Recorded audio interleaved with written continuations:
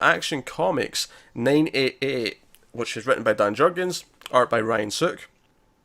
And this is, of course, I love that this opens with a full page spread of Superman saying, "You're lying." Liar. Yeah, or liar, Yeah. yeah, whatever the way he said it. But yeah, So in my household, anytime I want to make a joke on something, I'll point and yell mentiroso, which is liar in Spanish.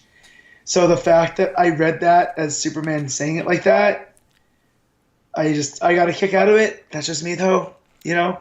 yeah. But I think yeah, it's funny how this action and detective have kind of similar structures in the sense that a lot of it is this sort of yep. flashback, explaining the origin. In this case, it's the Hmm. origin of how Jor-El didn't die. Uh, Yeah. so Which obviously, I found that very underwhelming because it's kind of the least interesting of the it possibilities. So I is hope there's more to it. it is the least interesting. Which I do think there might be a swerve. I feel like Yeah. because I feel like there's a conscious choice or I don't think Johns and Co are oblivious to the idea that having Jor-El actually survive and go this evil Hmm. will sour the history of Superman's origin a little bit. So I feel like by Yeah. the end they might have more of a swerve to say that this isn't really Okay. Jor-El. That this is like because the whole thing is here is that Manhattan like swooped in and took him away as Krypton exploded, and then put him on Earth in this like third world country where this warlord Yeah. is like stealing food from people, and this little kid turns him in, and then the kids Well, forced him. turns in his own family because Jor-El went and stole food from the Well, no, warlord. it's more that he's turning in. He's not really turning in the family knowingly. It's after the fact that the warlord then says you have to punish everyone Yeah, who was responsible for this. So he yeah. didn't. Yeah, I don't think he turned them in knowing that he was Well, going to have to no, punish but them. yeah, I was just raising up the stakes there. Like you Yeah, know, yeah, but he forces him to shoot his own family. This kid, and Jor-El yeah, witnesses all this, and it's once he realizes this that Manhattan, presumably Manhattan. I could keep saying presumably because it's not quite out confirming it, but it looks a I lot mean, the like blue energy is really yeah. kind of tipping the hand, but it could, Just in it could case, be anything. just in case it's not, I just want to say presumably. It's it's not Manhattan, it's Superman Blue in the Darkest Timeline. The whole time. Yeah, Um, and presumably that's afterwards where he traps him in just the prison that Oz has been in the whole time. yeah, But the whole point, because you see him been watching Clockwork Orange style, he's watching like yeah. World War Two Nazis and every other horrible thing that's ever happened. Atrocity. Yeah, And again, it's coming back to this key idea that Manhattan's bringing the cynicism. This is a dark world, and everything's bad, and there's no hope. yeah, And Superman, rightfully is arguing with him. No, just one incident doesn't show you the entirety of humanity. There's more to it than that. There are yeah. other things. There's hope and whatnot. So again, the core conflict of what Rebirth is and what's building up to is there, which is great. Which is why the issue mostly works for me.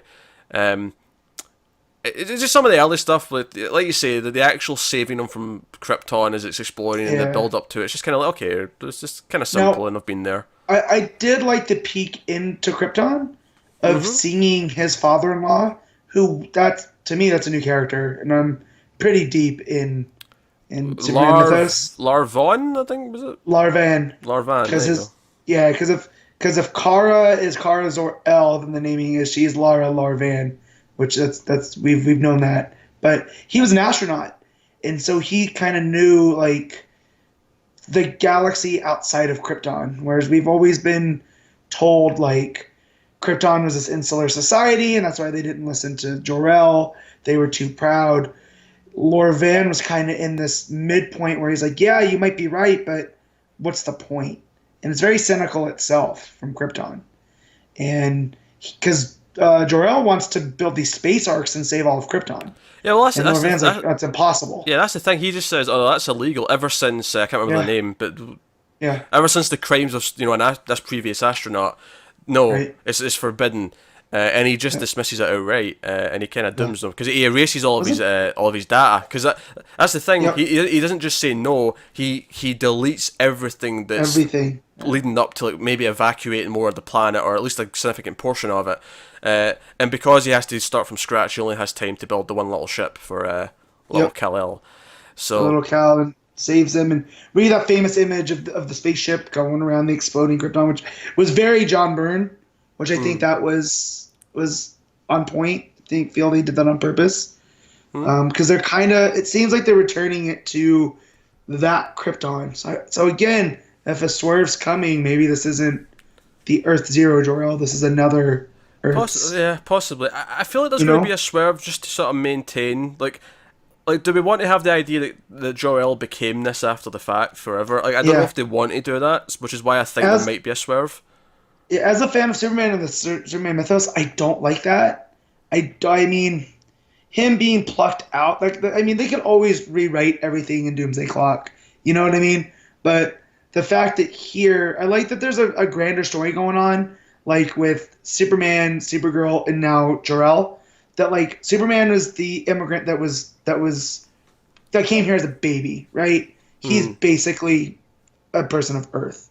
Where Kara came as a young person, she still has memories of her home, but it's not equal to her new memories. Yeah, she's more. She's more of a child of two worlds, literally, because she's got a part of her childhood in both. Whereas Clark, like, he doesn't remember anything from Krypton. Oh, he's from Kansas. He's green jeans, as Lois used to call him.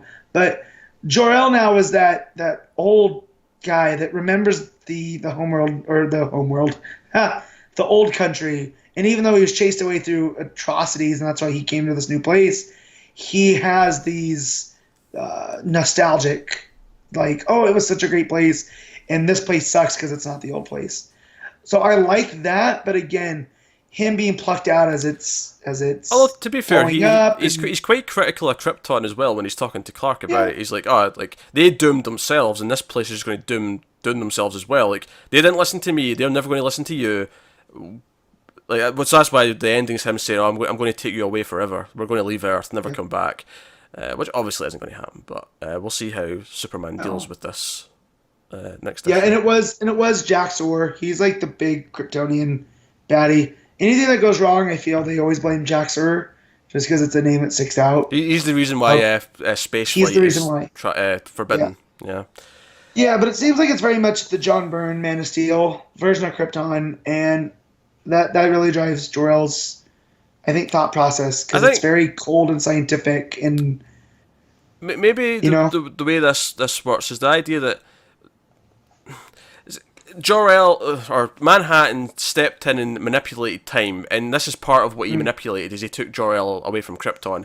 But does it, like, so if we fix it in Doomsday Clock and we reset things back to how they should be, does he never get saved from Krypton and he just dies with it? Assuming this is just straight up Jor-El. Right.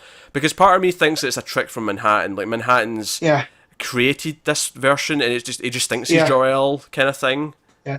Well, it's also the kryptonite, how it doesn't seem to affect him. Although you see it, like, when he lands and the family takes care of him, they see that pull out and it's glowing.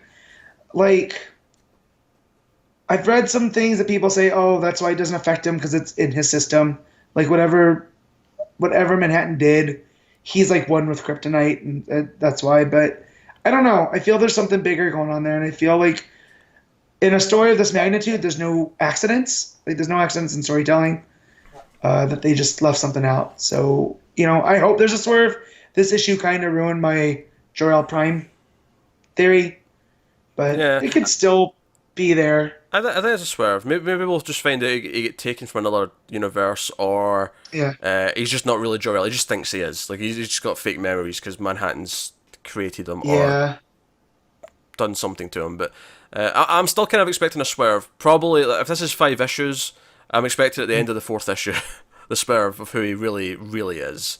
Yeah, definitely. But Silk's art, I really enjoyed. It's very simple. It's okay. I didn't love it. It wasn't like screaming like atmosphere at me like some of the previous books we've talked about, but it was fine. Yeah.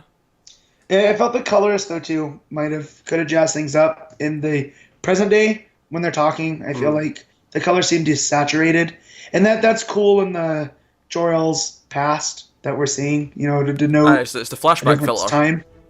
Yeah, exactly. Yeah. But with Superman, I want it to be a little bit more bright and vibrant, and it kind of wasn't.